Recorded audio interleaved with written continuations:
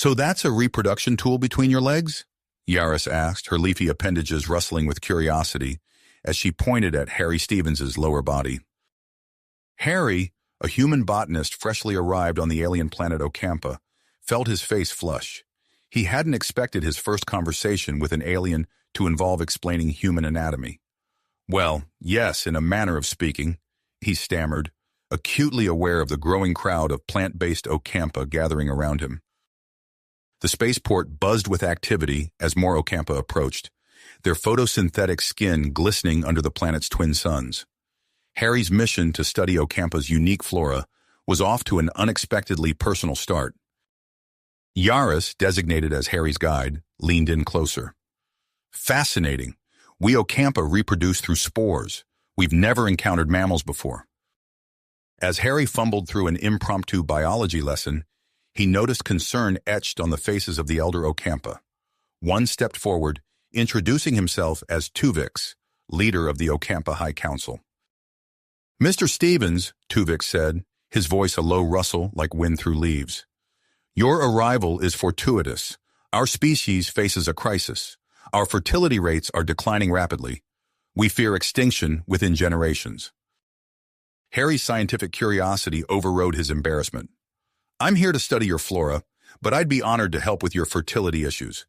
Perhaps combining our knowledge could lead to a solution." Tuvix exchanged glances with the other elders. Their leaves quivered in what Harry assumed was their version of a nod. "We accept your offer, but be warned. Reproduction is a subject fraught with cultural taboos among our people." Within hours, Harry found himself in a state-of-the-art laboratory, surrounded by equipment that melded organic plant matter with advanced technology. He marveled at the Ocampa's scientific achievements as he began analyzing their cellular structure. Days of intense research yielded a startling discovery. "Yaris, look at this," Harry called out, gesturing to a holographic display. "Ocampa plant cells show remarkable compatibility with human DNA. This could be the key to solving your fertility crisis." Yaris's eyes widened, her leaves unfurling in excitement. But their celebration was short-lived. Word of Harry's findings spread quickly, igniting controversy among conservative Ocampa factions. As Harry and Yaris worked tirelessly, their professional relationship deepened into something more personal, bridging the gap between their vastly different species. However, their progress made them targets. One night, alarms blared through the research complex. Harry rushed to the lab to find it in ruins, crucial data destroyed. A group of Ocampa extremists, opposed to what they saw as a threat to their species' purity, had sabotaged their work. With their research in shambles and hostile forces closing in, Harry and Yaris faced a daunting task. They needed to recover their lost data and continue their work, all while evading the extremists who sought to end their project permanently. Their search for allies led them to a hidden enclave of progressive Ocampa scientists. These rebels against tradition offered shelter and resources, but the risk of discovery loomed large. As attacks from the extremists escalated, the stakes became clear. It wasn't just about scientific discovery anymore. The very survival of the Ocampa species hung in the balance. Harry realized that saving them might require a solution more radical than anyone had imagined: direct genetic integration between humans and Ocampa. This revelation presented Harry with an agonizing moral dilemma. Should he push forward with a plan that could forever alter both species? Or should he respect the Ocampa's cultural integrity, even if it meant watching them slowly fade into extinction? The Ocampa government, pressured by traditionalists, debated exiling Harry to preserve their way of life. Yaris found herself torn between loyalty to her people and her growing feelings for the human botanist who had come to mean so much to her. Unbeknownst to Harry, his own superiors back on Earth had ulterior motives. They pushed him to acquire Ocampa botanical technology, disregarding the potential consequences to the alien species. Harry's mission to help threatened to become an act of exploitation. As the conflict reached its boiling point, Harry and Yaris made a groundbreaking discovery. Hidden deep in forgotten Ocampa archives, they found evidence of ancient contact between humans and Ocampa. The implications were staggering. Their species might share a common history. This revelation sent shockwaves through Ocampa society, validating Harry's hybridization theory and offering a path forward. But with extremists mobilizing and time running out, Harry and Yaris faced a race against time to implement their solution and save the Ocampa from extinction. In a plant-filled lab on a distant world, a human botanist and his alien partner worked feverishly, carrying the hopes of an entire species in their hands. The fate of the Ocampa, and perhaps humanity's place in the galaxy, hung in the balance. The revelation of ancient human-Ocampa contact sent shockwaves through both species. In the days following their discovery, Harry and Yaris found themselves at the center of a political maelstrom. The Ocampa High Council, once cautiously supportive of their research, now viewed Harry with suspicion. "Your movements will be restricted, Mr. Stevens," Tuvix announced during an emergency session. His leaves quivered with barely suppressed agitation. "We cannot risk further contamination of our society." Harry's protests fell on deaf ears. He soon found himself confined to a small living quarter, his access to Ocampa technology severely limited. Yaris, torn between loyalty to her people and her commitment to their shared mission, visited him daily. "They're scared, Harry," she explained, her leafy appendages drooping. "The idea that we might not be pure Ocampa, it's shaken everyone to the core." But external pressures were mounting from both sides. Harry's communication device buzzed with increasingly urgent messages from his superiors on Earth. "Stevens, we need results," barked Admiral Zhao's holographic image. "Either bring us that botanical tech, or we're pulling you out. This isn't a scientific expedition anymore. It's a race for galactic advantage." Harry's mind raced. The fate of the Ocampa hung in the balance, yet his own people seemed intent on exploitation. He couldn't betray either side, but inaction would doom them all. It was Yaris who proposed the solution. "We need to go underground," she whispered during one of her visits. "I know someone who can help." That someone was Krell, a soft-spoken Ocampa botanist with connections to the progressive scientific community. Under the cover of night, Krell led Harry and Yaris through a maze of bioluminescent caverns beneath the Ocampa capital. "Welcome to our sanctuary," Krell said, ushering them into a vast chamber filled with humming equipment and walls lined with pulsating plant life. "Here, we can work without interference." In this hidden lab, Harry threw himself into his research with renewed vigor. Days blended into nights as he pored over genetic sequences and cellular structures. Yaris worked tirelessly beside him, her presence a constant source of comfort and inspiration. One night, as they hunched over a holographic display of Ocampa DNA, Harry's hand brushed against Yaris's leaf-like appendage. A spark of electricity seemed to pass between them, and they froze, eyes locked. "Harry," Yaris breathed, her photosynthetic skin glowing softly in the dim light. We shouldn't—" "I know," Harry replied, his voice husky, "but I can't help how I feel." They leaned closer, the attraction between them palpable. But before their lips could meet, an alarm blared through the lab. Krell burst in, his leaves quivering with panic. "It's Vornik," he gasped. "His followers have attacked the main research facility. They think you're there, Harry." The news hit them like a physical blow. Vornik, the leader of the extremist faction, had been gaining support in recent weeks. His rhetoric against human influence had grown increasingly violent. "We need to stop this," Harry said, pulling away from Yaris with reluctance. "We can't let innocent people suffer because of us." But events were spiraling out of control. The attack on the research facility had left several Ocampa scientists injured, and public opinion was turning against human presence on the planet.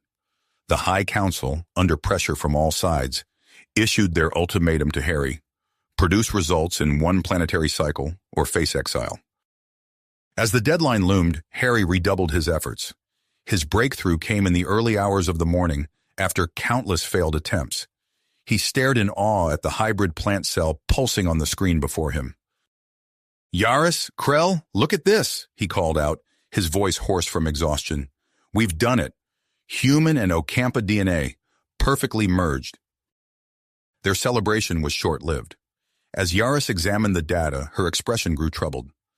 "Harry," she said slowly, "this could save our species, But at what cost? We'd be fundamentally changing what it means to be Ocampa. The ethical implications burdened immensely on Harry's mind as he composed his report for the High Council. But before he could send it, his communication device lit up with an incoming transmission from Earth. The message that appeared made his blood run cold. "Outpost Zeta," he muttered, reading the encrypted text. "A secret human settlement? How could they keep this hidden for so long?" Harry's mind raced. Outpost Zeta could provide the advanced equipment they needed to complete their research. But revealing its existence to Yaris and Krell would be a massive betrayal of trust. As he grappled with this dilemma, Yaris approached him, her leaves trembling with excitement. "Harry, I've found something in the archives," she said. "Our plant-based biology, it might not be natural. There's evidence of ancient genetic engineering, possibly by humans." Harry's eyes widened. The implications were staggering. It seemed the fate of their two species had been intertwined for far longer than anyone had imagined. With the Council's deadline fast approaching and Vornik's followers growing more aggressive by the day, Harry knew he had to make a decision. The hybrid cell was a start, but they needed more time and better equipment to develop a viable solution for the Ocampa's fertility crisis. He looked at Yaris, her alien features now so dear to him, then at Krell, who had risked everything to help them. The existence of Outpost Zeta caused great concern on his conscience. To reveal it could save the Ocampa, but it could also spark a conflict that would destroy everything they had worked for. Harry took a deep breath, knowing his next words would shape the future of two worlds. "Yaris, Krell," he began, his voice steady despite the turmoil in his heart. "There's something I need to tell you." Harry took a deep breath, knowing his next words would shape the future of two worlds. "Yaris, Krell," he began, his voice steady despite the turmoil in his heart. "There's something I need to tell you. There's a secret human settlement on a nearby moon. It's called Outpost Zeta." The words hung in the air, heavy with implications. Yaris's leaves drooped, her luminescent skin dimming. Krell's usually soft features hardened into a mask of disbelief. You knew about this?" Yaris whispered, her voice barely audible. Harry nodded, guilt gnawing at him. "I just found out. But listen, this outpost could be our salvation. They have advanced equipment, resources we desperately need." Krell's leaves rustled angrily. "And you didn't think to mention this earlier? We trusted you, Harry." "I know, and I'm sorry. But we're running out of time. The High Council's deadline is approaching, and Vornik's followers are getting more aggressive. We need help." Silence filled the hidden lab. Harry could almost hear the gears turning in his companions' minds as they processed this revelation. Finally, Yaris spoke. "As much as it pains me to admit it, Harry's right. Our species is facing extinction. We can't afford to let pride or anger cloud our judgment." Krell nodded reluctantly. "What do you propose?" Harry outlined his plan. Using Krell's modified Ocampa transport vessel, they would secretly journey to Outpost Zeta. The small ship hummed to life, its organic components pulsing with energy as they prepared for launch. As they ascended through the atmosphere, Harry found himself acutely aware of Yaris beside him. In the confined space of the cockpit, her alien features seemed both familiar and fascinatingly foreign. He noticed the intricate patterns on her leaf-like skin, the way her eyes reflected the starlight. Their physical differences were stark, yet he felt an undeniable connection. The journey was tense, filled with unspoken words and stolen glances. As they approached the moon, a massive structure came into view. Outpost Zeta loomed before them, a feat of human engineering nestled in the lunar landscape. Their arrival was met with immediate hostility. Armed guards surrounded their ship as soon as it touched down. Colonel Marcus Blackwood, a stern-faced man with steely eyes, stormed towards them. "Stevens," he barked, "what the hell were you thinking? You've compromised everything." Harry stepped forward, shielding Yaris and Krell. "Colonel, please, we need your help. The Ocampa are facing extinction." Blackwood's face reddened. "That's not our problem. We have strict non-intervention protocols." As the argument escalated, a woman pushed through the crowd. Her lab coat identified her as part of the scientific team. Colonel, wait, she interjected. I'm Dr. Elena Sato, lead botanist. We should hear them out. This could be an unprecedented opportunity for interspecies collaboration. Blackwood's face hardened, but he nodded curtly. Fine. You have 1 hour to make your case, Stevens. Inside the outpost's sleek conference room, Harry and his companions presented their research. Dr. Sato's eyes lit up with scientific curiosity as she examined their findings. This is remarkable, she murmured. The potential applications are staggering. After hours of tense negotiations, Blackwood reluctantly agreed to provide limited access to their equipment. Dr. Sato joined their team, her expertise proving invaluable as they delved deeper into their research. The expanded group worked tirelessly in Outpost Zeta's state-of-the-art laboratory. However, the atmosphere was far from harmonious. Harry noticed the sideways glances, the whispered comments. Some humans openly stared at Yaris and Krell, their curiosity tinged with unease. Others made no effort to hide their disdain. Keep your distance from the plants, one technician muttered, deliberately bumping into Krell. Harry felt his anger rising, but Yaris placed a calming hand on his arm. Her touch sent a shiver through him, momentarily distracting him from the tension around them. As days passed, their work progressed rapidly.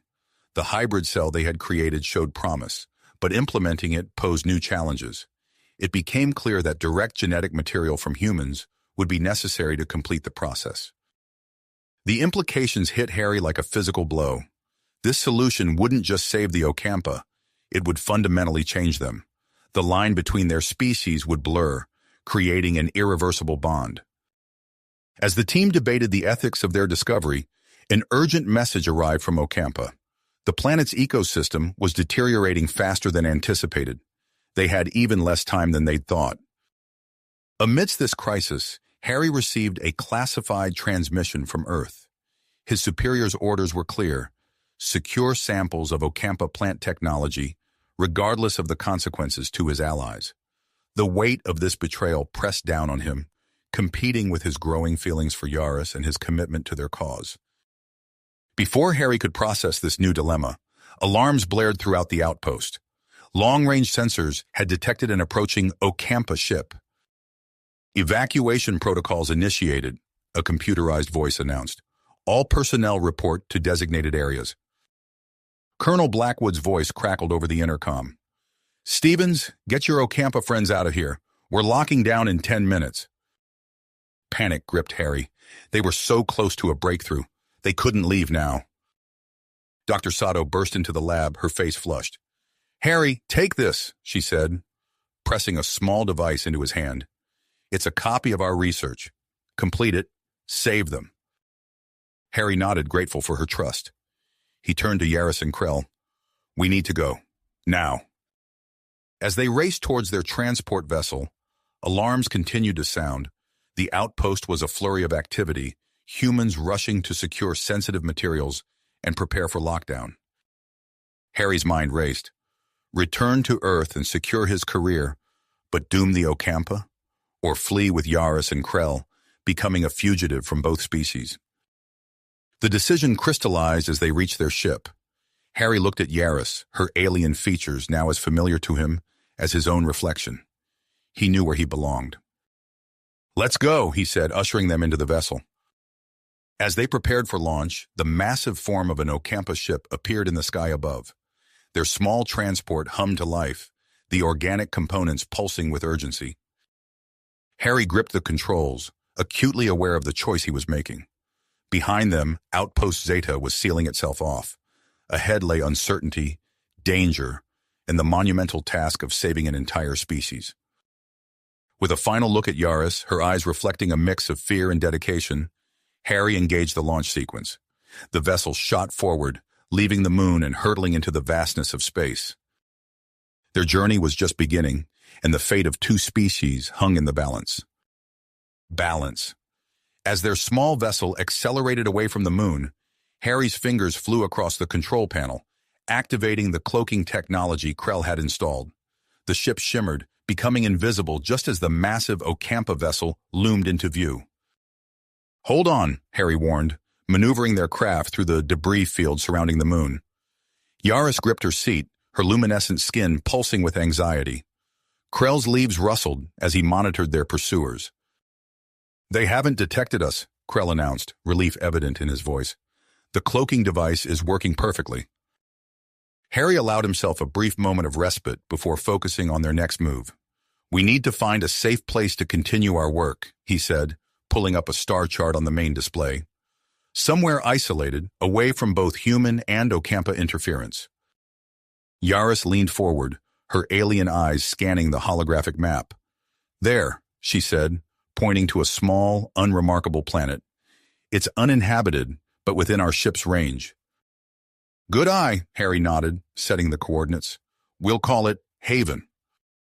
The journey to Haven was tense, filled with furtive glances at the ship's sensors.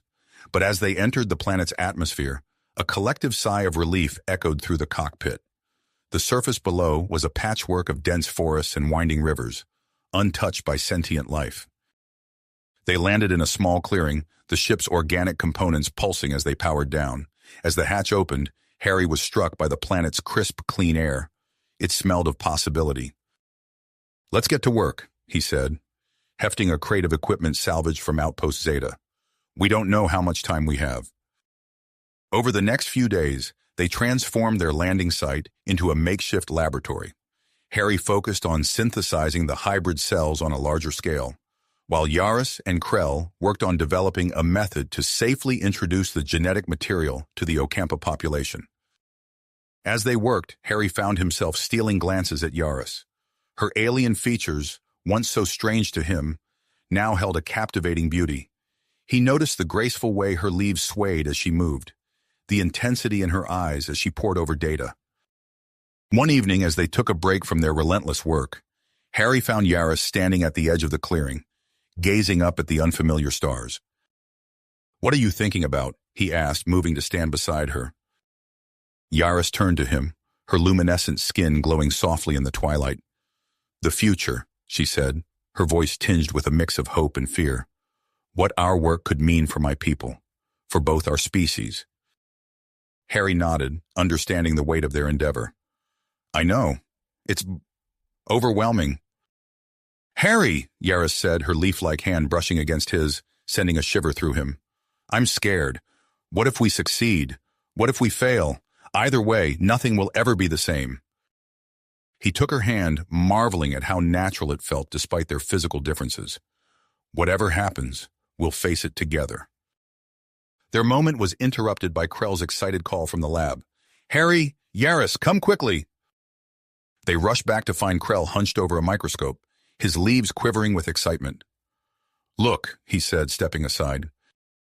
Harry peered into the eyepiece and gasped.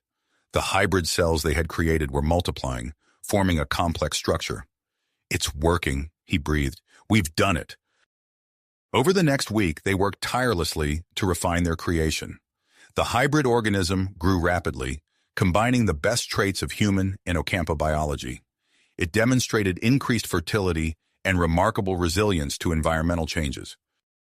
As Harry recorded the latest data, a loud beep from the ship's communication array startled him. A message scrolled across the screen, making his blood run cold. "Attention, unauthorized vessel. This is Admiral Jenna Hawthorne of the Earth Alliance Ship Defender. You are ordered to surrender immediately and hand over all research materials. Failure to comply will result in forceful action." Before Harry could react, another alarm sounded. A second ship had entered the system, an Ocampa warship. Its commander's face appeared on the screen, twisted with hatred. "This is Vornik," the Ocampa extremist snarled. "Surrender now, traitors, and face Ocampa justice. Your abomination will not be allowed to corrupt our species." Harry's mind raced. They were trapped between two hostile forces, their fragile success on the verge of being destroyed. He looked at Yaris and Krell, seeing his own fear reflected in their alien features. "We have to make them understand," Yaris said, her voice steady despite the terror in her eyes. "Show them what we've accomplished." Harry nodded, his determination hardening. He activated the ship's transmitter, broadcasting on all frequencies. "This is Harry Stevens. We have made a breakthrough that could save both our species. Please, give us a chance to explain." As he spoke, Harry uploaded their research data, including detailed scans of the hybrid organism. He watched the transmission progress bar fill, knowing that their fate hung in the balance. The response was immediate. Both ships launched landing parties, racing to secure the research and the fugitives. Harry, Yaris, and Krell watched helplessly as human and Ocampa forces descended on Haven, their weapons primed for a confrontation that could spark an interstellar war. As the first shots were fired in the distance, Harry made a decision. He raced to the containment unit housing their hybrid creation. "What are you doing?" Krell asked, alarmed. "Forcing them to confront the reality of what we've done," Harry replied, keying in the release code. The organism, a beautiful fusion of human and Ocampa traits, emerged from its enclosure and took its first steps on the soil of Haven. Harry turned to his companions, his heart pounding. "Now we show them what cooperation between our species can achieve. Are you with me?" Yaris stepped forward, taking his hand. Krell nodded, his leaves rustling with persistence. Together, they stepped out of the lab to face the approaching forces, the future of two worlds hanging in the balance. Balance. As their small vessel accelerated away from the moon, Harry's fingers flew across the control panel, activating the cloaking technology Krell had installed. The ship shimmered, becoming invisible just as the massive Ocampa vessel loomed into view. For days they worked tirelessly on Haven, their makeshift laboratory a hive of activity. But as Harry, Yaris, and Krell stood before the approaching forces, the future of two worlds hanging in the balance, an unexpected figure emerged from the chaos. Dr. Elena Sato pushed through the line of armed soldiers, her lab coat billowing behind her. "Stop!" she shouted, her voice cutting through the tension. "You need to see this." Admiral Hawthorne and Vornik, poised to give the order to attack, hesitated. Dr. Sato's reputation preceded her, and her presence gave them pause. "What is the meaning of this interruption?" Vornik snarled, his leaf-like appendages quivering with almost unchecked rage. Dr. Sato held up a datapad, her eyes bright with excitement. "The hybrid organism? It's thriving in Haven's ecosystem. Look at these readings." She projected a holographic display showing time-lapse footage of the hybrid's rapid growth and adaptation. The assembled forces watched in stunned silence as the organism spread across a section of Haven's landscape, integrating seamlessly with the native flora. Admiral Hawthorne stepped forward, her brow furrowed. "How is this possible?" "It's combining the best traits of both species," Harry explained, seizing the opportunity. "Human resilience with Ocampa adaptability. It's evolving at an unprecedented rate." Vornik's eyes narrowed. "This is an abomination. It must be destroyed before it contaminates our pure bloodline." But even as he spoke, several of his own soldiers exchanged uncertain glances. The potential of this new life form was undeniable. Admiral Hawthorne raised a hand, silencing the murmurs that had broken out among her troops. "I'm calling a ceasefire," she announced. "We need to understand what we're dealing with here." Over the next few hours, an uneasy truce settled over Haven. Human and Ocampa scientists worked side by side, studying the hybrid organisms under Dr. Sato's guidance. Harry, Yaris, and Krell presented their findings, explaining the intricacies of their work and its potential implications. As the sun began to set on Haven, casting long shadows across the makeshift camp, something extraordinary happened. One of the hybrid organisms, a plant-like entity with distinctly human characteristics, reached out a tendril towards an Ocampa scientist. The tendril pulsed with bioluminescent light, forming patterns that mimicked Ocampa communication signals. "It's trying to communicate," Yaris gasped, her eyes wide with wonder. The Ocampa scientist cautiously responded, using his own bioluminescence to form a simple greeting. The hybrid organism's response was immediate and complex, surpassing what should have been possible for a newly formed life. "Incredible," Dr. Sato breathed, furiously taking notes. "They're not just surviving, they're developing cognition at an accelerated rate." As word of this development spread through the camp, the atmosphere shifted. What had begun as a tense standoff was evolving into something else entirely, a shared sense of awe and possibility. Admiral Hawthorne approached Harry, her expression thoughtful. "Stevens, I'll be frank. What you've done here, it's revolutionary, but it's also dangerous. The ethical implications alone. With all due respect, Admiral, Harry interrupted, we don't have the luxury of time. The Ocampa are facing extinction. This could be their only chance at survival. Yaris stepped forward, her hand intertwining with Harry's. The gesture did not go unnoticed by those around them. We're living proof that our species can coexist, she said softly. What we've created here, it's a bridge between our worlds. Their closeness sparked murmurs among both human and Ocampa onlookers.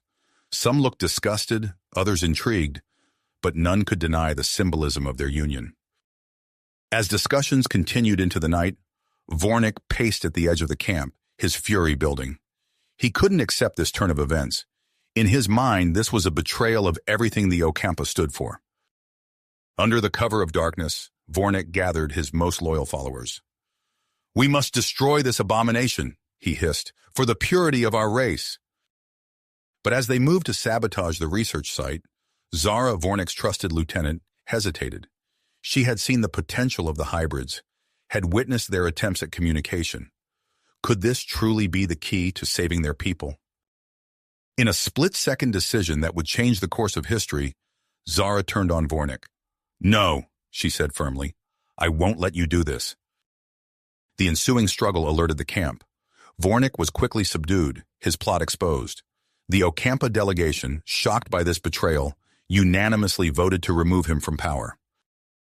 With Vornik's extremist voice silenced, more moderate Ocampa stepped forward. They proposed a joint research initiative, a collaboration between humans and Ocampa, to study and develop the hybrid organisms. Admiral Hawthorne, seeing the diplomatic opportunity, cautiously agreed. We'll need to establish strict protocols, she said, but I believe this could benefit both our species. As the negotiations progressed, Harry and Yaris found themselves at the center of attention. Their relationship, once taboo, now symbolized the potential for cooperation between their species. In a quiet moment amidst the chaos, Harry turned to Yaris. We've started something big here, he said softly. Something that could change everything. Yaris nodded, her luminescent skin pulsing with a mix of excitement and apprehension. But where do we go from here? The answer came to them both simultaneously. They approached Dr. Sato, their decision made. We want to volunteer, Harry said, his voice steady despite the weight of his words. For the first human Ocampa hybrid child. Dr. Sato's eyes widened. You understand the risks? This is completely uncharted territory. Yaris straightened, her commitment clear. We do, but someone has to take the first step. As word of their decision spread, reactions were mixed. Some praised their bravery, while others accused them of recklessness. But for Harry and Yaris, there was no turning back. Under Dr. Sato's supervision, the experiment began. Harry's genetic material was carefully combined with Yaris's unique plant-based reproductive cells. As they watched the first cell divisions of their hybrid embryo, a sense of awe fell over the laboratory. But their awe quickly turned to concern as the embryo's growth rate accelerated beyond all projections. Dr. Sato's face grew grave as she studied the readings. We need to suspend the experiment, she announced. The rate of development, it's unprecedented. We don't know what we're dealing with. Harry and Yaris exchanged a look, their hands clasped tightly together. No, Harry said firmly. We need to see this through. As the hybrid embryo continued its rapid development, the eyes of two worlds remained fixed on Haven. The future hung in the balance, with the fate of this unprecedented child holding the potential to reshape the galaxy itself. As the hybrid embryo continued its rapid development, the atmosphere in the laboratory grew tense. Dr. Sato's brow furrowed as she studied the latest readings, her concern evident in the tight set of her jaw. The growth rate is accelerating beyond our projections, she announced, her voice tight with worry. Yaris, how are you feeling? Yaris, her luminescent skin pulsing erratically, leaned heavily against Harry. I'm struggling, she admitted, her voice barely above a whisper. It's demanding so much energy. Harry tightened his arm around her, his eyes darting between Yaris and the monitors, displaying the embryo's progress. What can we do? He asked, fighting to keep the panic from his voice. Dr. Sato shook her head, her fingers flying across the control panel. We need to stabilize Yaris's condition first. The embryo is drawing nutrients at an unprecedented rate. A team of human and Ocampa scientists sprang into action, working in seamless coordination. They rigged up an array of specialized equipment, combining human medical technology with Ocampa botanical adaptations. We're going to supplement your photosynthesis, one of the Ocampa scientists explained to Yaris, attaching glowing nodes to her leaf-like appendages. This should help meet the embryo's energy demands. Hours ticked by as they fought to stabilize Yaris's condition. Harry never left her side, his hand clasped tightly in hers as machines whirred and beeped around them. Outside the lab, word spread of the complications, and a crowd gathered, their faces pressed against the observation windows. Just as it seemed Yaris's body might give out under the strain, a cry pierced the air, high-pitched and undeniably alive. The hybrid child, a female, had been born. She's beautiful, Harry breathed, cradling the tiny form in his arms. The child's skin was pale and smooth like his own, but small, leaf-like structures protruded from her back, pulsing with a soft green light. Dr. Sato quickly whisked the baby away to a specially prepared incubator. She's premature, she explained, her voice tight with concentration, but our advanced facilities should give her the best chance. Days passed in a blur of constant monitoring and care. The child, whom Harry and Yaris named Astra, grew at an astonishing rate. Within weeks, she had reached the size and cognitive abilities of a human toddler. Astra's existence sent shockwaves through both human and Ocampa societies. Religious leaders on Earth broadcast fiery sermons denouncing the abomination, while Ocampa moderates hailed her as a symbol of hope for their dying race. Admiral Hawthorne paced the deck of her ship, her comm unit buzzing constantly with messages from Earth. The situation is untenable, she muttered, rubbing her temples. We need to contain this before it spirals out of control. Back on Haven, Harry and Yaris watched their daughter explore her surroundings with wonder. Astra's small hands reached out to touch everything, her eyes wide with curiosity. When sunlight hit her leaf-like appendages, they shimmered and pulsed, drawing energy from the light. Their peaceful moment was shattered by the sound of heavy boots approaching. Admiral Hawthorne entered the room, flanked by armed guards. I'm sorry, she said, her voice firm but not unkind. But I have orders to move Astra and all hybrid research to a secure human facility for further study. Harry stepped in front of his family, his mind focused. No, we won't be separated. Tension filled the air as guards raised their weapons. But before the situation could escalate further, Krell burst into the room, followed by a group of sympathetic Ocampa. You will not take them, Krell declared, his leaves rustling with tenacity. Dr. Sato stepped between the two groups, her hands raised placatingly. Admiral, please. Astra is a child, not a science experiment. She has the right to be with her family. As arguments erupted around them, Astra began to cry, her wails rising in pitch and volume. Suddenly, the lights in the facility flickered, and nearby plants began to grow at an accelerated rate, responding to some unseen signal from the child. The room fell silent, all eyes fixed on Astra. In that moment of stunned quiet, alarms began to blare. A breathless security officer burst into the room.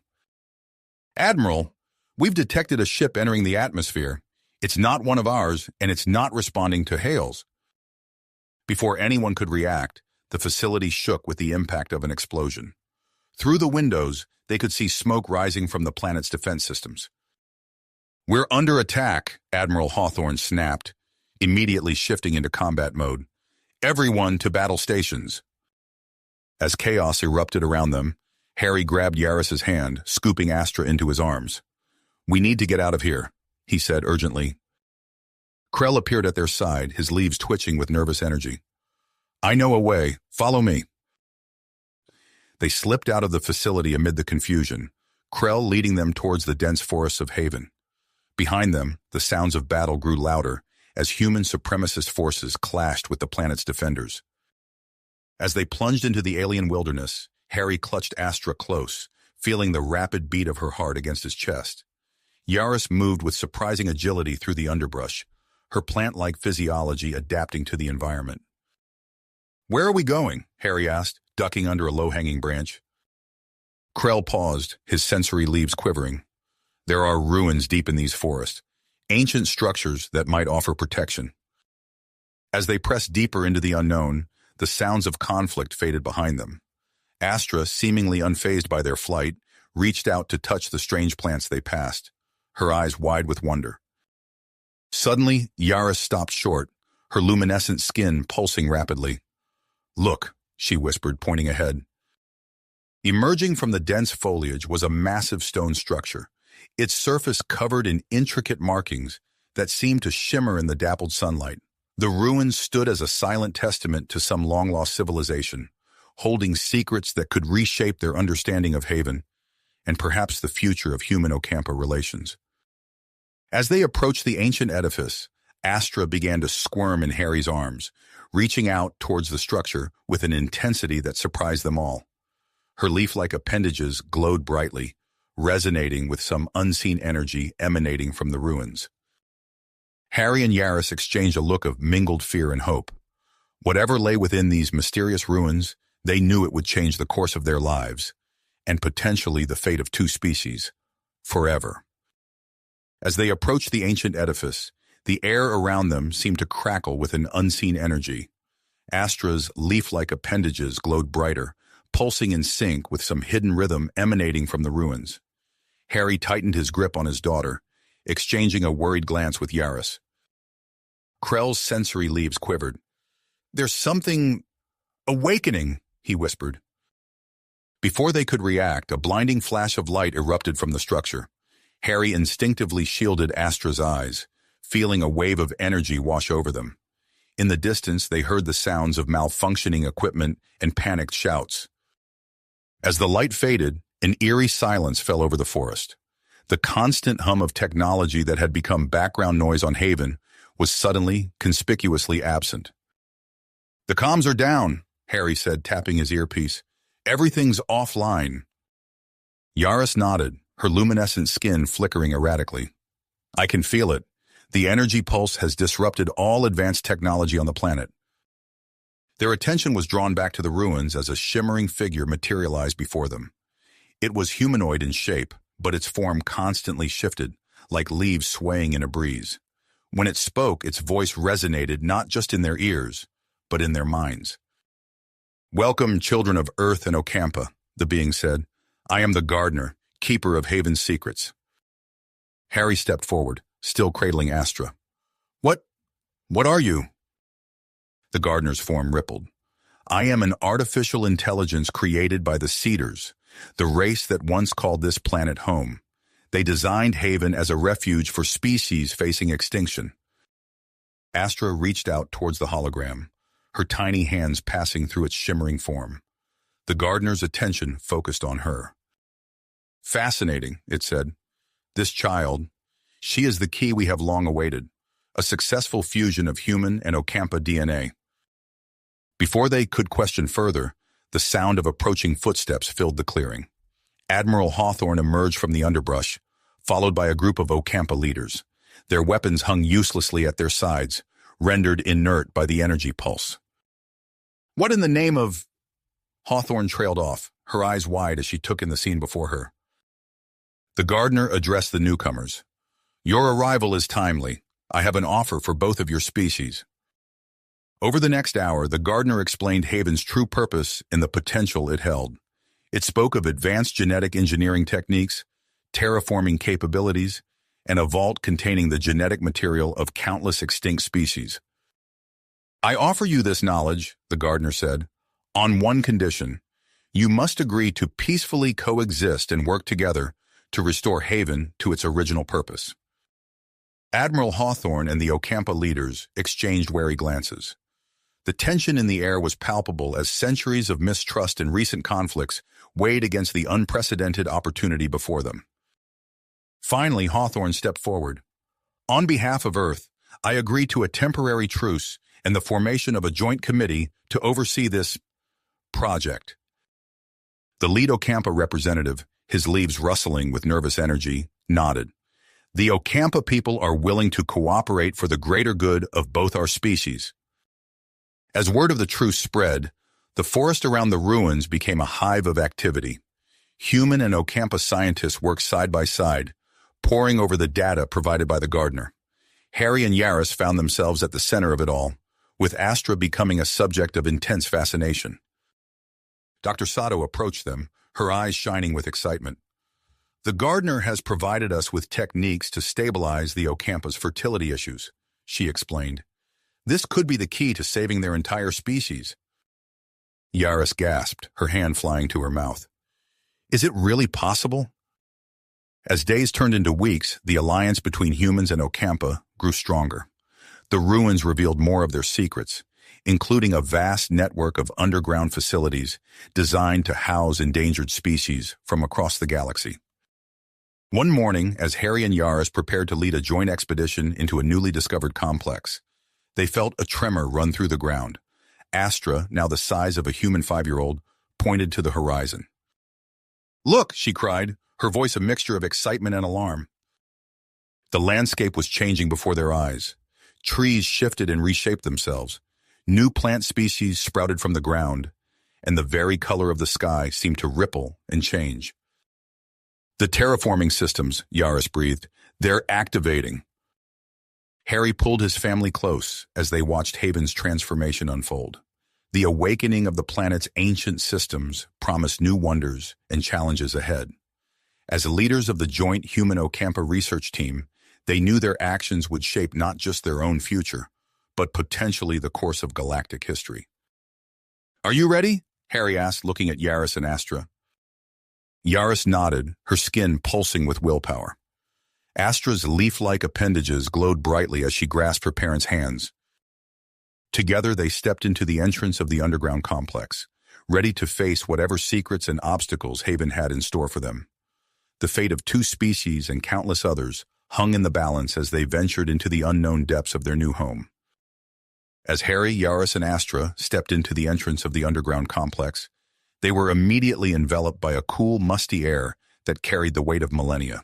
The narrow passageway gradually widened, revealing a vast chamber illuminated by bioluminescent fungi clinging to the walls. Dr. Sato, who had joined the expedition, gasped in awe. "Look at these markings," she said, running her hand along intricate carvings that adorned the walls. "They're unlike anything we've seen before."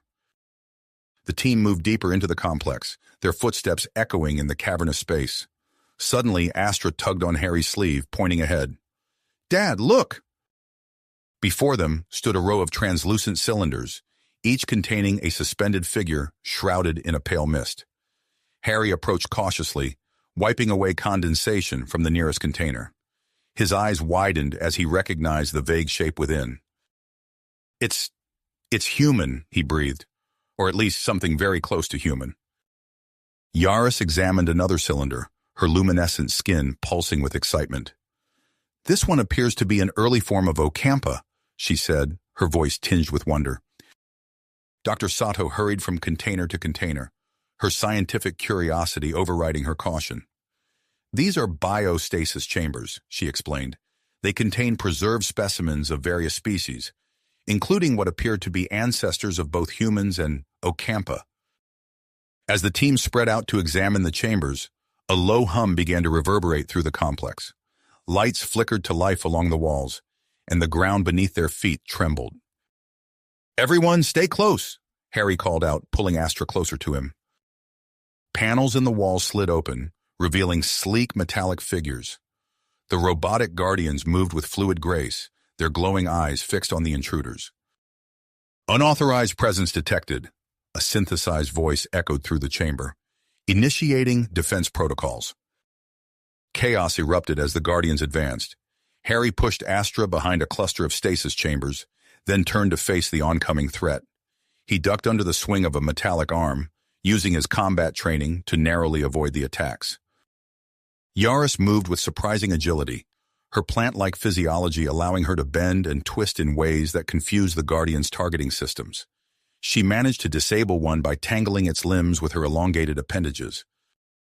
As the battle raged, Astra watched from her hiding place, her young mind racing. She felt a strange connection to the complex around her, as if it were calling out to her. Following an instinct she didn't fully understand, she placed her hand on a nearby control panel. The moment her skin made contact, the panel lit up with a soft glow.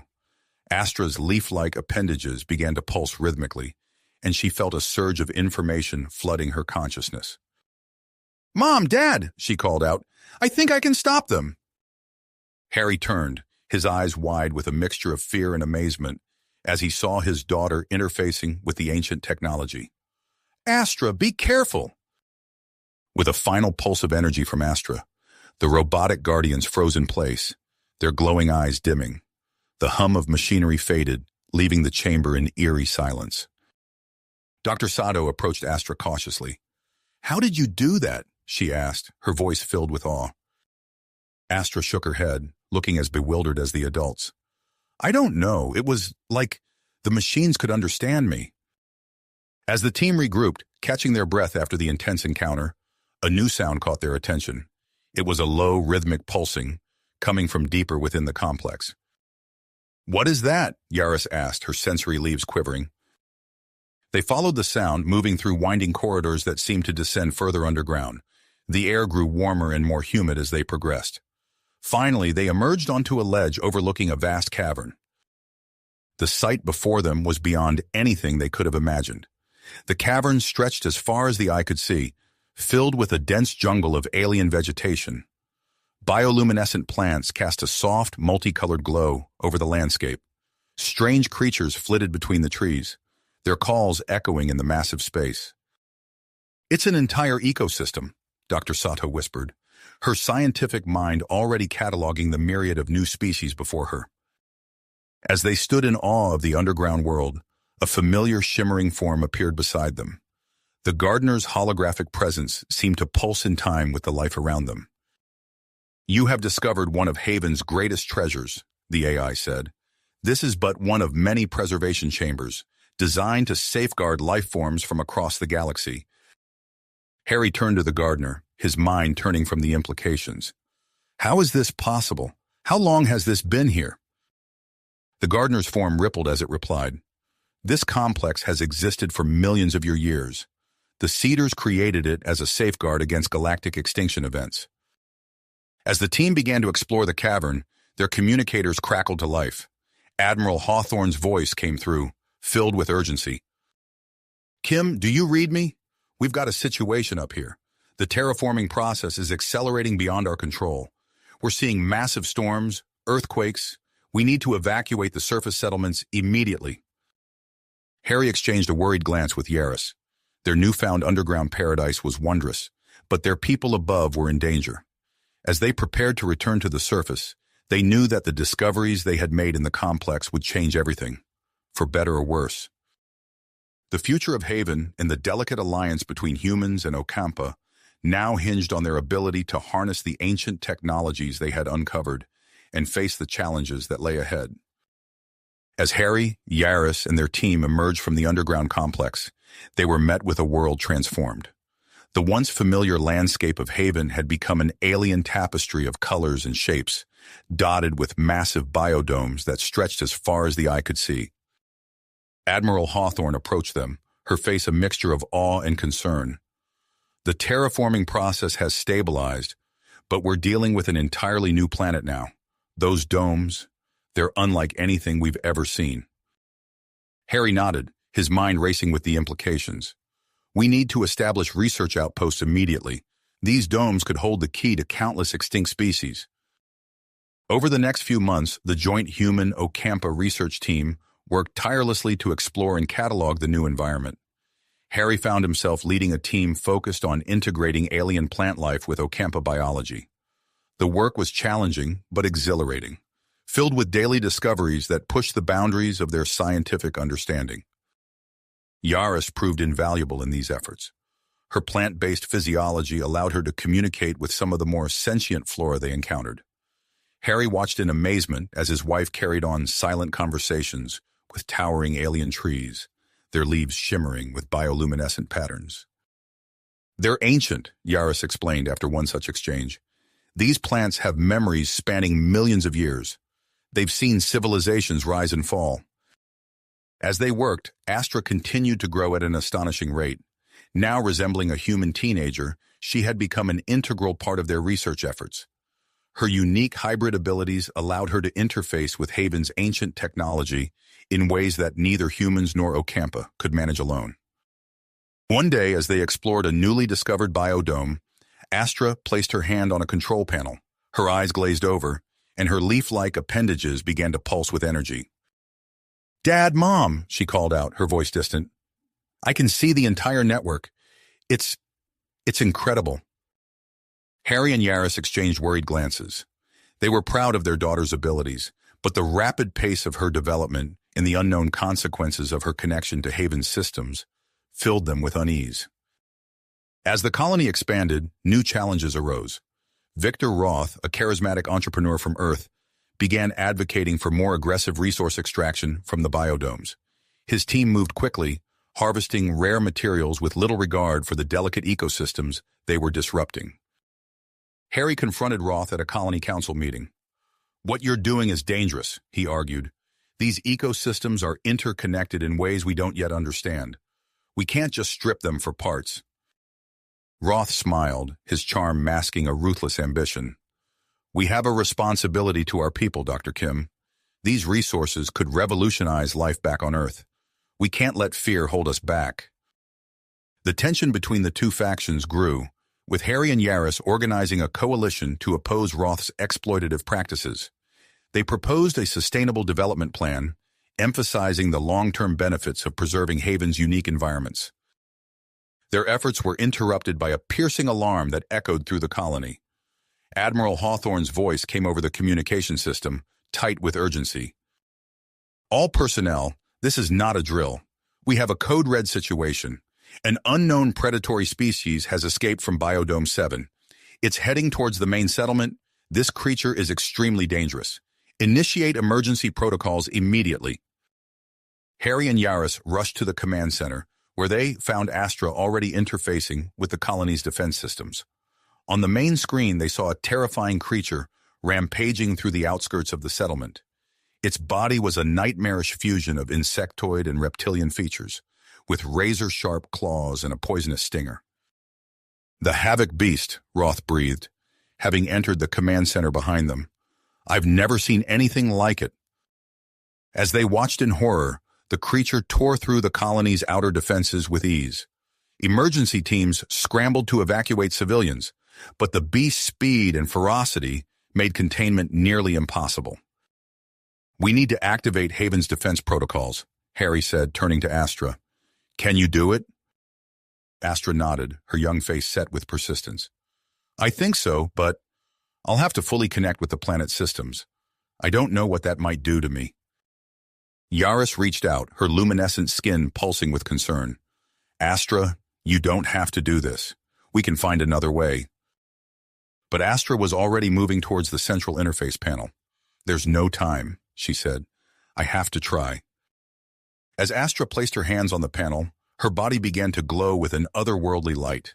The command center's systems flickered and pulsed in response, screens filling with streams of alien data. Suddenly, the door burst open. Roth entered, flanked by a group of armed supporters. "Step away from the controls," he demanded. "We can't let a child make decisions that affect all of us." Harry moved to block Roth's path, his voice low and dangerous. "You don't understand what you're interfering with. This is our only chance to save the colony." As tension filled the room, Astra's connection deepened. Outside, the biodomes began to shift and reconfigure, creating natural barriers to contain the Havoc Beast. The creature found itself corralled back towards its habitat, roaring in fury as it was cut off from the settlement. But even as the immediate threat subsided, Harry and Yaris realized that Astra remained locked in her trance-like state, her consciousness seemingly merged with Haven's vast network. The fate of their daughter hung in the balance, along with the future of their new home. Along with the future of the Human-Ocampa Alliance. As the command center erupted into chaos, Harry's eyes remained fixed on Astra. Her body glowed with an otherworldly light, suspended inches above the ground. The air crackled with energy as streams of data flowed between her and Haven's systems. Astra! Yaris called out, her voice tinged with fear and desperation. She reached for her daughter, only to be repelled by an invisible force field. Harry grabbed Yaris's arm, pulling her back. We can't touch her. We don't know what it might do. Dr. Sato pushed her way through the crowd, her eyes wide as she took in the scene. Her brainwaves are off the charts, she said, consulting a handheld scanner. It's like she's connected to every system on the planet simultaneously. Outside, the immediate threat of the Havoc beast had subsided, but a new crisis was unfolding. The biodomes shifted and reconfigured at an alarming rate, creating a constantly changing landscape that left both humans and Ocampa scrambling for safety. Admiral Hawthorne's voice crackled over the comms. Kim, what's happening down there? The entire planet seems to be rewriting itself. Harry tore his gaze away from Astra long enough to respond. It's Astra. She's interfaced with Haven's core systems. We're trying to disconnect her, but... His voice trailed off as he watched his daughter's face. Despite her trance-like state, he could see the strain etched in her features. Whatever she was experiencing, it was taking a toll. Days passed, blurring into weeks. The command center became a hive of activity as human and Ocampa scientists worked around the clock to find a way to safely disconnect Astra from Haven's systems. Harry and Yaris barely left their daughter's side, taking turns to rest while the other maintained a constant vigil. As they worked, Haven continued to evolve under Astra's influence. The violent tremors and unpredictable shifts gradually gave way to a more stable, harmonious transformation. The biodomes stabilized, dangerous species were contained, and the planet's ecosystems flourished in perfect balance. Dr. Sato approached Harry one morning, dark circles under her eyes betraying her exhaustion. The colony is thriving, she reported. Crop yields are up 300%, and we're seeing new species of plants with incredible medicinal properties. It's like the planet is optimizing itself for our survival.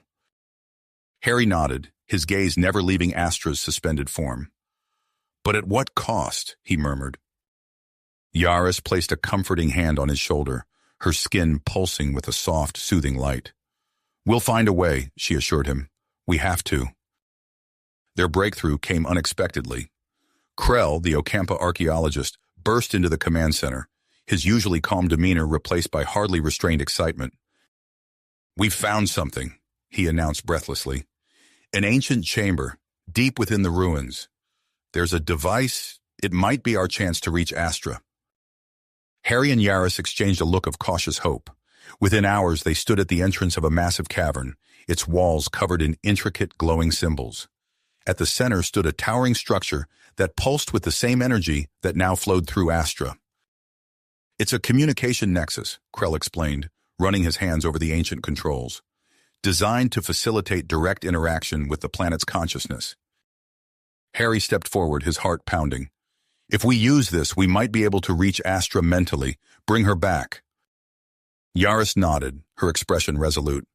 Whatever the risk, we have to try. As the device hummed to life, Harry and Yaris positioned themselves on either side. They clasped hands, forming a circuit with the ancient technology.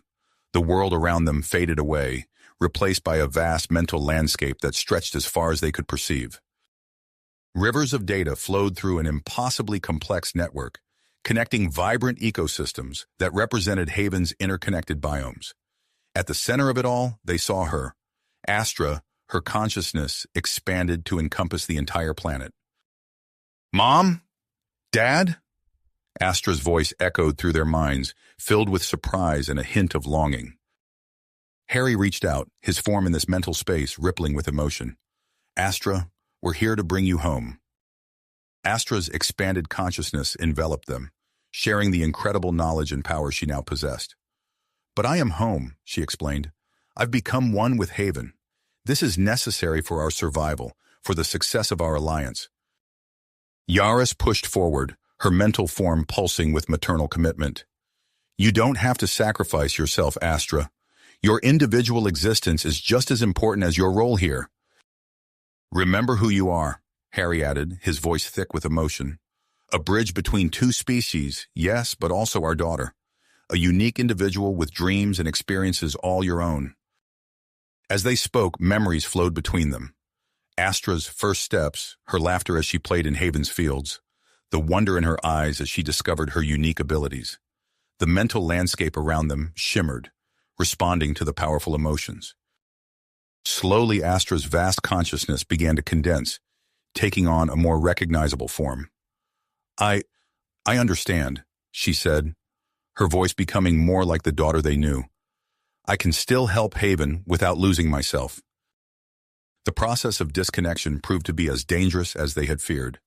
As Astra began to separate her consciousness from Haven's systems, the mental landscape shuddered. Rivers of data churned violently, and the once stable ecosystems began to fracture. Harry and Yaris, still connected through the ancient device, made a split-second decision. They reached out, their combined human and Ocampa physiology, allowing them to temporarily take Astra's place, easing the transition. "Go, Astra," Harry urged, his form already beginning to expand. "We'll stabilize things here."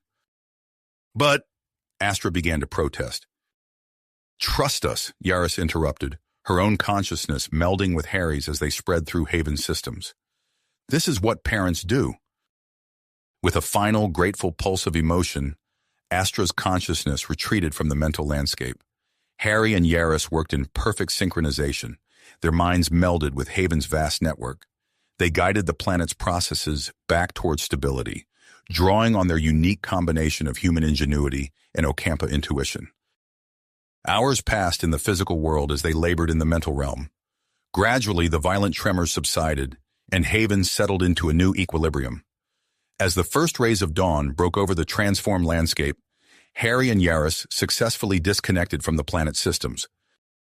They emerged from the ancient chamber, exhausted but victorious, to find Astra waiting for them. She stood tall, her form now fully matured, a perfect blend of her human and Ocampa heritage. Tears streamed down her face as she embraced her parents. "You did it," she whispered. "You brought me back." As the family reunited, they were met by a cheering crowd of humans and Ocampa. The two species, once separated by vast differences, now stood united in their relief and celebration. Admiral Hawthorne pushed through the crowd, her face a mixture of awe and respect. "I don't pretend to understand everything that's happened," she said, "but I know we owe you a debt we can never repay." Harry, his arm around Yaris and Astra, looked out over the transformed landscape of Haven. The biodomes gleamed in the morning light, housing countless species saved from extinction. Between them, new settlements sprouted, showcasing a harmonious blend of human and Ocampa architecture. "This is just the beginning," he said, his voice filled with quiet wonder. "We have a whole new world to explore." You have reached the end of the story. If you enjoyed this story and want to support us, please leave a like and subscribe to our channel, and for every comment that says 88, I will heart every single one of them. Thank you for your time.